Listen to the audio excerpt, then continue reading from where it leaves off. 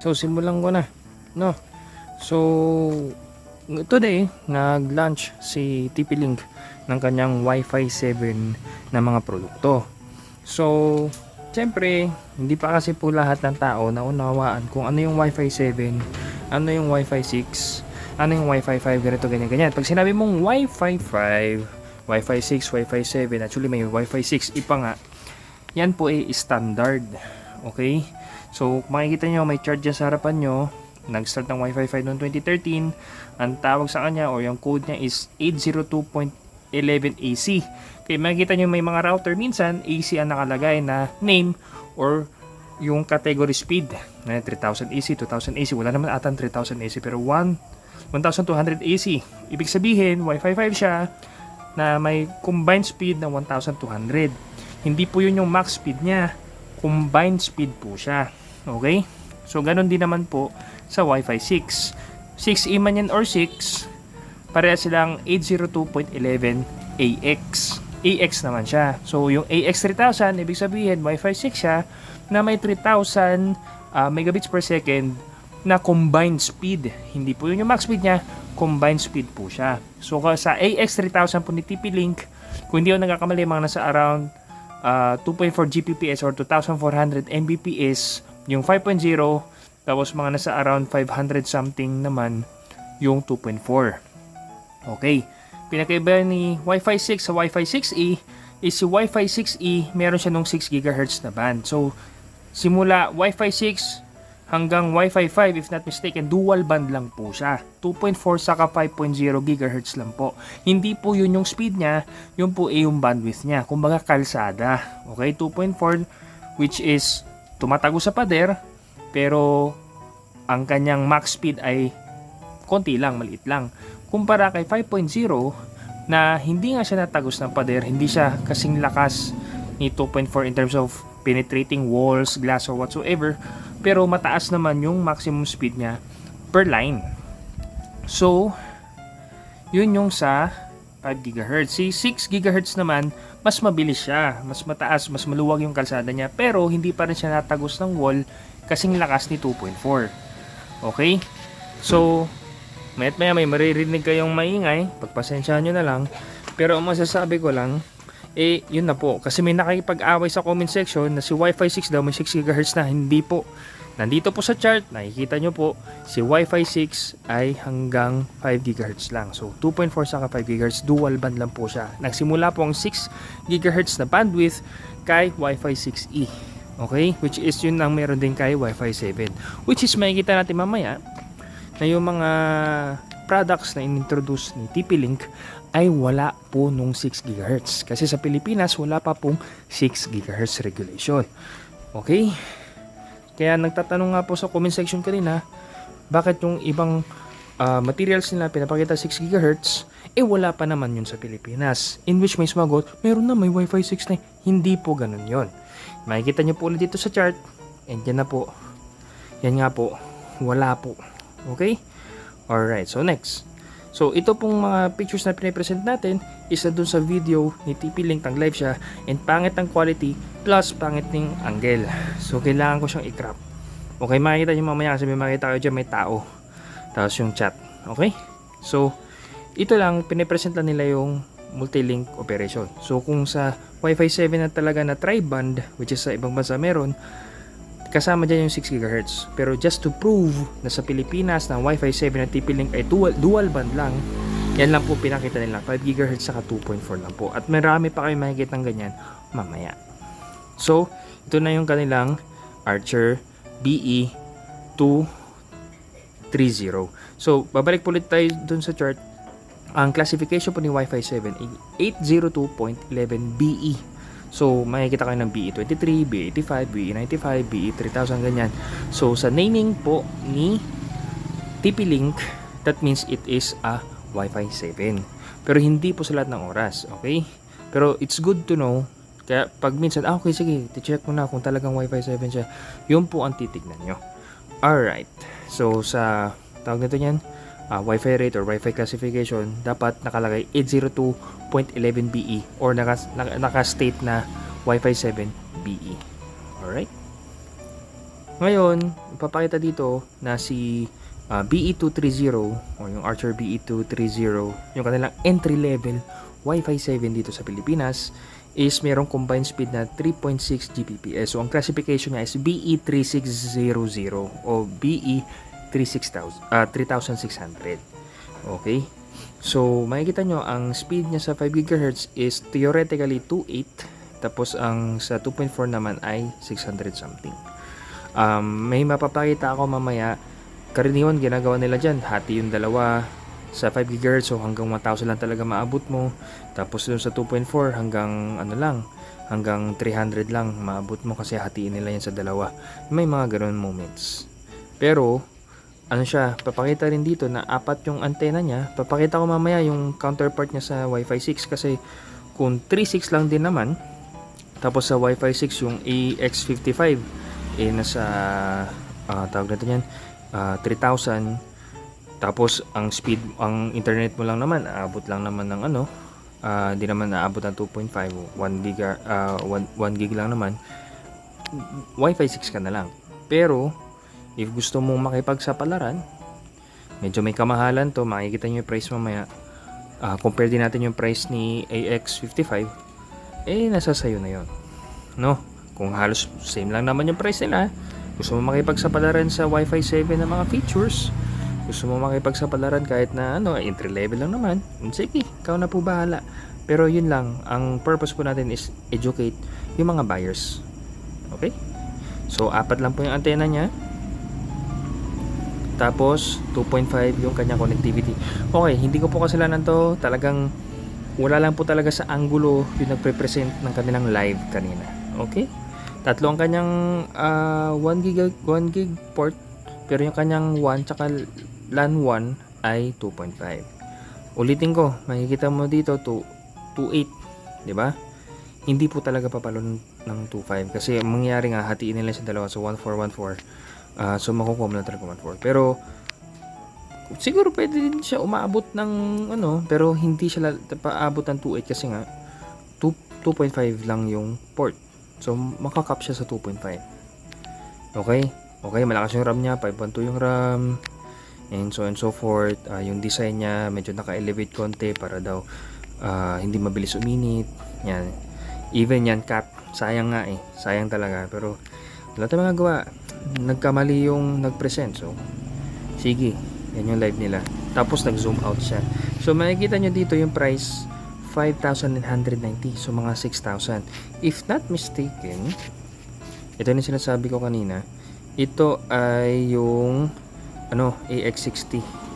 So, sa iba kasi nilang mga products, hindi nila pinapakita tong part na to. Pero yan, makikita nyo, yung sinasabi lang 4.8, nakahati sa tatlo. Tapos yung sinasabi ng 500, nakahati sa dalawa. So, may mga moments kasi na ganyan na hindi lahat po ng products ng TP-Link ay pinapakita nila na ganyan ang nangyayari. Okay? Hindi nila pinapakita niya 6 streams. So, naghahati. Hindi pa na-mention kung ilang streams yung meron dun sa ano. So, pag sinabing 4 streams, hati sa 4. Pag sinabing 8 streams, hati sa 8. Depende pa kung ilan yung hati sa 2.4. Depende pa kung ilan yung hati sa 5 GHz. Diba? And so, hindi nyo po talaga maabot yung 4.8. And also, take note, dito lang po muna tayo sa product na ito. Ang port niya po, pupunta tayong specification, punta tayong hardware, gigabit lang po. So, yung 1.2, baka hindi mo pa nga din maabot. Kasi gigabit nga lang siya. So, makakap lang siya sa 1,000. So, balik ko lang po ulit dito. Yan. Okay? So, hanapin ko yung hinanap ko kanina na, yan, ito, AX. Ngayon, 3,000 siya. Ang hatian niya, hanapin natin yung hatian niya para mapakita ko sa inyo. Pero ito 1 gig lang din. Compared lang natin para mag-Wi-Fi 7 ba o Wi-Fi 6 lang. Gigabit lang din po siya. So ibig sabihin, ang nilamang lang ni BE230 which is a Wi-Fi 7 is 2.5 kasi siya yung port niya. So siguro pwede mong maabot yung 2.4. Oo, kung meron na tayo sa Pilipinas noon, hindi ko na alam kung meron na. Pero maabot mo siya. Okay? Pero ito, 1 gig lang. Kahit na i-boost niya na so dun, sige. Okay, pwede. Okay. Mas mataas pala speed nun mas maganda pala port nun Okay, sige. Pero check natin yung price. Check ko to. Click ko to. Punta tayo Lazada. Okay, check natin yung price. 4,000. Tumaas ka lang ng 600 sa combined speed. Tinaas mo yung port. Pares naman sila ng antena. 4 lang din antena niya. Diba? 4 lang din antena niyan. Pero mas mura to. Mas mura na siya. Pero Wi-Fi 6 lang kasi to. Yung Wi-Fi 7. Quote and quote Wi-Fi 7 kasi yun. Pareha silang dual band. Kasi nga wala pang 6 GHz dito sa Pilipinas. And yeah. Check natin naman yung yung sa speed.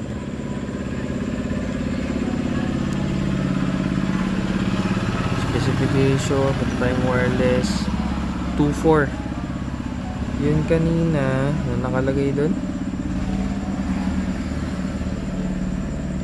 2.8 2.8, 2.4 apat na daan lang pinagka-difference. 574 difference nun 668, diba? So konti lang ang ang kinonti, mas mahal pa yun, diba? And almost same lang sila. Entry level yun, take note, entry level yun. Tapos ito 4 antena yun, 4 din yung antena niya, diba? 4 streams to, ewan ko kung ilang streams yun, hindi nabanggit diba? Kung 6 streams yun, okay, sige, antenna wise, okay, kung magdadagdaga lang naman ng konting hindi talaga konti ang 1.5, pero dadagdaga lang 1.5. If you're willing to risk it, go ahead. Wala naman. Sa website nila, wala pa kasi wala pa nakalagay dito kay BE 2.30 wala pa nakalagay yung talaga niya, mga specs niya. Actually, nag-giveaway pa nga sila nito Pero yun, makikita nyo yung port. Ayun 2.5 yung dalawa niya. Tapos yung yung 3 gig na. So yun lang. Yun. Cut off tayo sa video kaya may transition. Baka ma-cut off na naman tayo mamaya. So baka mag-transition ulit. Pero bottom line, ito na tayo naman sa mesh. Yung BE25. Kinumpare nila sa Deco X20. Which is Wi-Fi 6 kasi yun yung entry level ng Wi-Fi 6. Ito naman ay entry level ng Wi-Fi 7. So ulitin ko, mga entry levels lang to. Pero yung kanina mas mahal na bahagya dun sa AX55. Okay?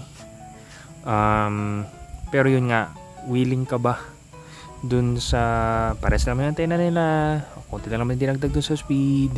Yun nga lang, merong 2.5 na LAN and 1 port, tapos merong Wi-Fi 7 na mga features, quote and quote, kasi syempre makukuha mo lang yung Wi-Fi 7 na features na yon kung Wi-Fi 7 din yung device, diba?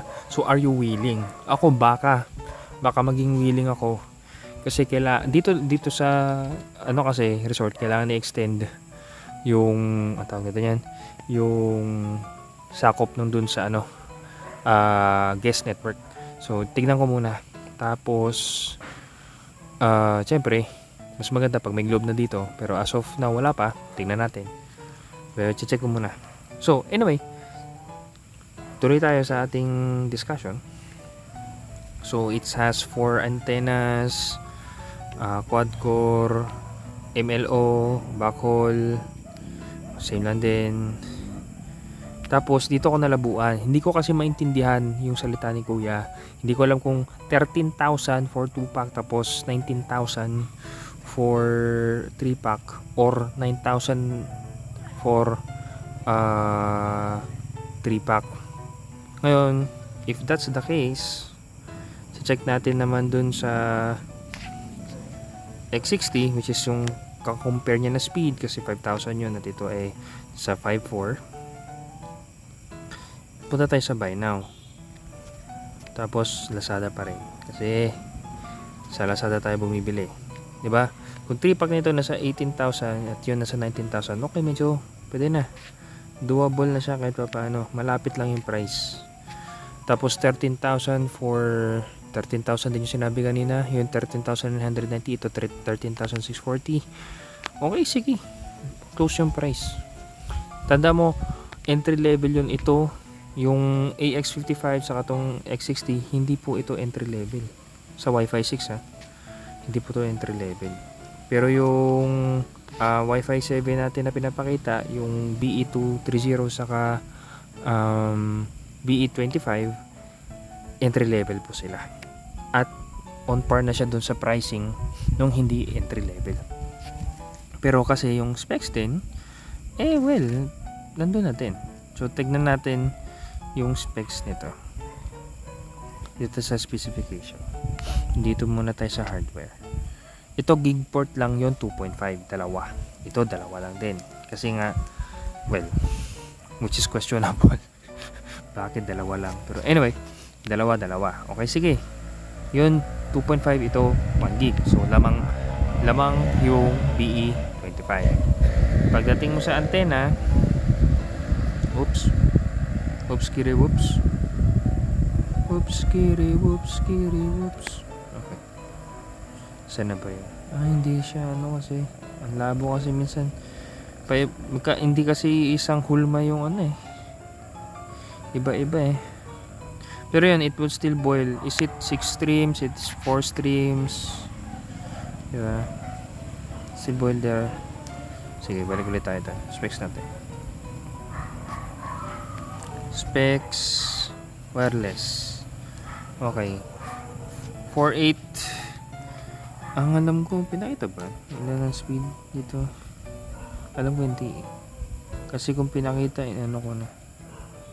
Screenshot ko, hindi pinakita. Pero pag nakakuha tayo na mas maayos na material, kuhanan ko yun tapos gawin ko ulit ng video. Ito, 4 na antena, 4 di antena, pareha sila sa dami ng antena, diba? So, ang labanan mo na lang kung Wi-Fi 7 features at meron namang Wi-Fi 7 device, tapos habol mo 2.5 at aabot naman doon yung speed mo, then go ahead. If yung gusto mo makipagsapalaran, maging guinea pig sa Wi-Fi 7 na entry level, go ahead. Pero kung below 1 gig naman yung speed mo, tapos wala ka namang Wi-Fi 7 na device, wala ka namang Wi-Fi 7 na phone or laptop, or kung ano pa man device na Wi-Fi 7, di wag ka na muna mag Wi-Fi 7. Ito na lang, almost same price lang naman Or kung gusto mo, Deco X50, which is X3000 lang. Yun nga, you will still go with, kailangan mo ba yung ganong streams ka kasi mag-base din ilan ba yung devices sa bahay mo, ilan streams ba kailangan mo, ano ba yung maximum speed na nagagather ng, or yung internet speed plan mo, ano ba yung nakukuha ng device mo, diba? So for me, AX3000 in terms of sa Wi-Fi 6 pwede na siya kung hindi naman sobrang daming devices. Pero kung sobrang dami mong devices sa bahay, okay na to. AX 54. O kaya gusto mo mag-go sa entry level. Pero yun kasi, yung numbers of streams, hindi mo pa rin kasi dun So, di ko rin masasabi. Pero yun, kino-compare lang natin para meron kayo option, di ba? Entry level to, entry level. Ulitin ko, entry level. Okay. So, siguro nga tama nga 13,990 saka 19,990. So, medyo close yung price dun sa hindi man high-end pero nasa mid-level na Archer saka Deco. So, yan yung mga products nila. Hindi ko na inano si range extender kasi hindi naman ako nagre-range extender. Hindi ko na rin inano si adapter kasi hindi naman ako nag-adapter. Si Deco lang sa si Archer kasi yan yung meron din ako. Yung sa akin is currently AX23, Archer AX23 saka Deco X50. Yan. Tapos ito na yung sinasabi ko kanina. Sa mga presentation nila, pinapakita nila si 6 GHz. Pero pagdating sa benchmark, yung pinakita nila chip, okay, 5 gig lang. So ibig sabihin walang 6 GHz tong chip na to. Tapos dun sa benchmarking, wala din si 6 GHz. Nandun siya sa picture, pero wala siya dun sa benchmark. 2.4 transmit saka 2.4 receive, tapos 5 GHz transmit saka 5 GHz receive lang, diba? So medyo confusing. So TP-Link, if napapanood mo to, if naririnig mo to, make things far more clear para sa mga nanonood at sa mga customers nyo. Don't just simply brand it Wi-Fi 7, kasi sa ibang bansa ang Wi-Fi 7 tatlong bandwidth yan. Pero sa atin dito sa Pilipinas, if it's entry level, sige, okay pa, entry level naman Okay, dual band na Wi-Fi 7, entry level, sige. Pero educate your customers, please. Educate, help your customers understand. Don't make it far more confusing. Kasi yun ang nangyayari minsan sa marketing. They make it confusing to customers para makabenta sila. Please don't. Please just simply don't. Okay? Yun lang naman. And I hope this helps. And yun nga, pag nakakita ko ng mga review, tignan natin, mag-comment tayo doon, mag-react tayo doon. If nakakita din tayo ng mga mas magandang materials nila, yung gamitin natin. Gawan ko ulit ng video. Pero yan, salamat sa panonood, and as always, take care.